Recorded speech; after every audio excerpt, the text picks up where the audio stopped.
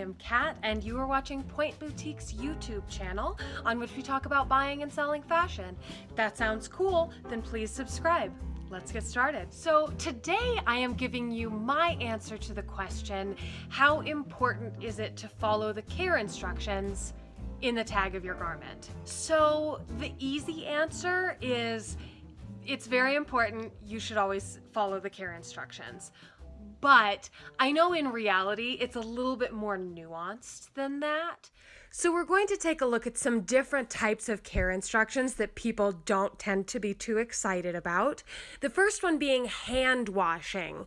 Do you really have to hand wash your garment? Generally, I think if clothes specify that they need to be hand washed, you should hand wash them. It's a pretty extreme classification for a garment.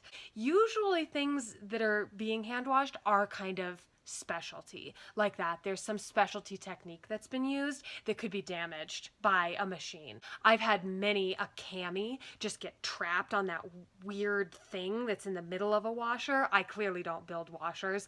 I don't know. But like things will get wrapped around it, or they'll just get wrapped around at the bottom. It's a nightmare. So there are some things that use your best judgment, but there are some things that, like, if you think it's kind of risky to put it in that big tub with the weird pole in the middle, don't put it in there. Hand washing things is really not that bad. It's not hard at all. And a thing that I've done in the past that I would recommend is that you can actually wash some things while you're showering. With most clothing, you don't need any like ridiculous detergent. And so you can either use an all-natural detergent, or you could even use a mild soap on it as well. If you are going to use a non-detergent soap, though, you do want to do a bit of research to make sure that you aren't accidentally sabotaging yourself there.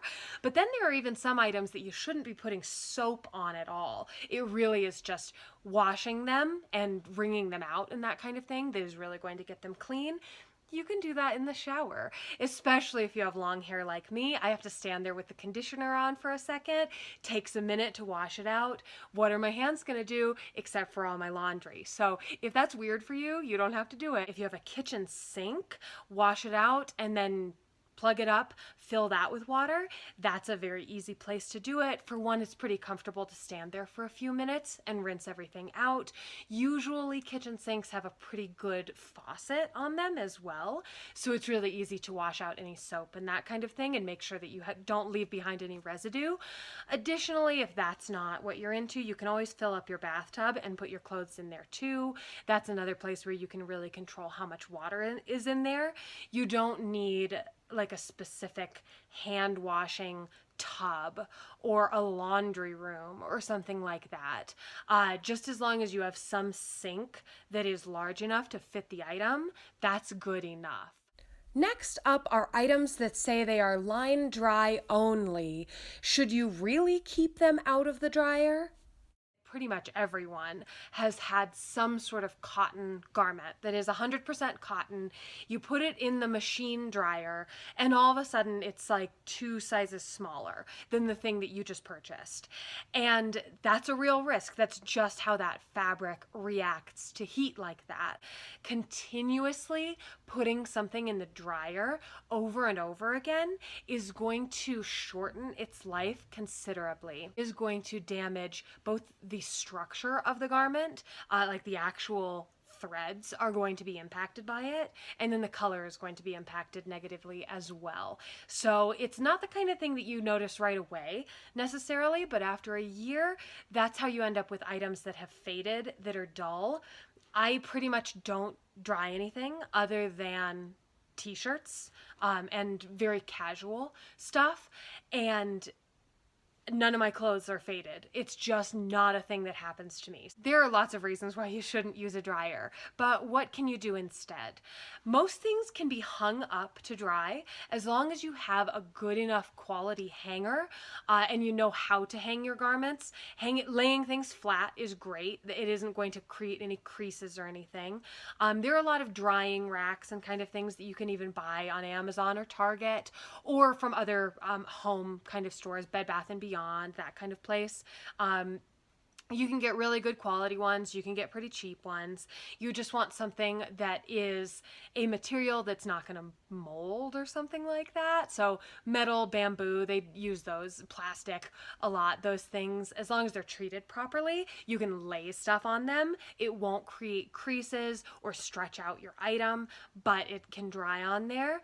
For me, I hang most of my stuff up as long as I have a lot of sleeveless tops, and as long as a hanger is not going to create an indentation, for example, I would not hang this sweater, I would flat lay this sweater because the hanger could create these weird little bumps. It kind of depends on the climate that you live in. I understand.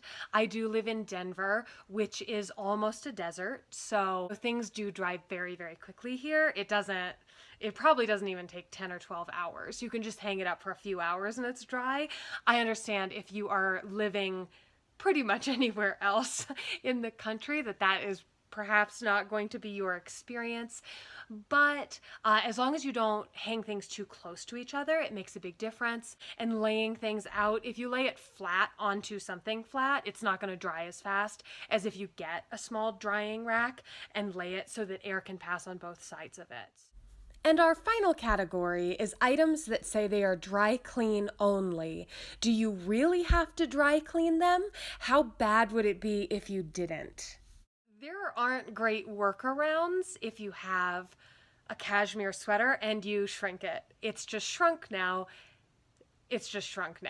So you need to find like a doll to put it on because it's not going to go on your body anymore, and there's not much you can do to it. On the other end of the spectrum, there are some fabrics that are particularly laid back. Most of them do tend to be man-made synthetic. A lot of them do tend to be wovens. If you're confused about what wovens are, I do have a video about that. I will link below, but to expedite right now, wovens tend to be things that aren't very stretchy. So this shirt that I've layered over, this is a woven, and I could pretty much care for this any way I wanted to. It's a very hardy fabric. The instructions that I think it is a little bit harder to follow are actually on cheaper items and items that seem laid back like a woven top like this.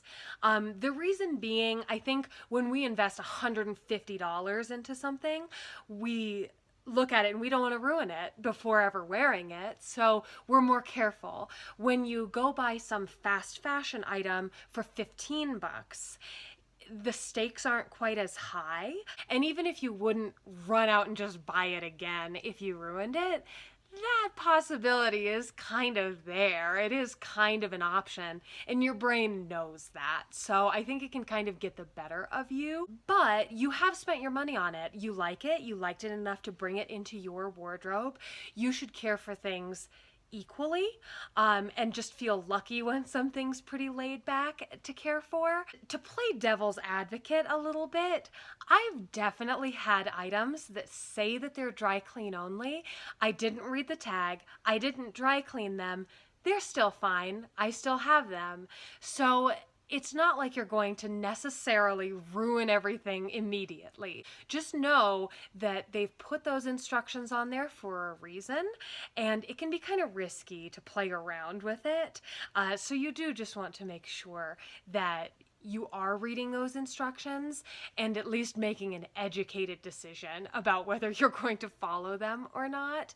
Some things, if you can tell the kind of fabric it is, you have very similar things, you know how it reacts, maybe you don't really need to dry clean it. Before you start submerging things or putting them in your dryer, I would encourage you to just Google some of the fabric. Usually on that exact same tag, it's going to tell you the fabrication of the item, and you can look that up and see, why do we dry clean silk? What happens if I put silk in a dryer? These kinds of things. That way you can find out, based on exactly what's in your item, what will happen to it if you care for it in a different way from what the tag says. The newer looking you can keep your stuff, the more value it retains, and the easier it's going to be if you want to sell it later. So that is my video for today. Thank you so much for hanging out with me.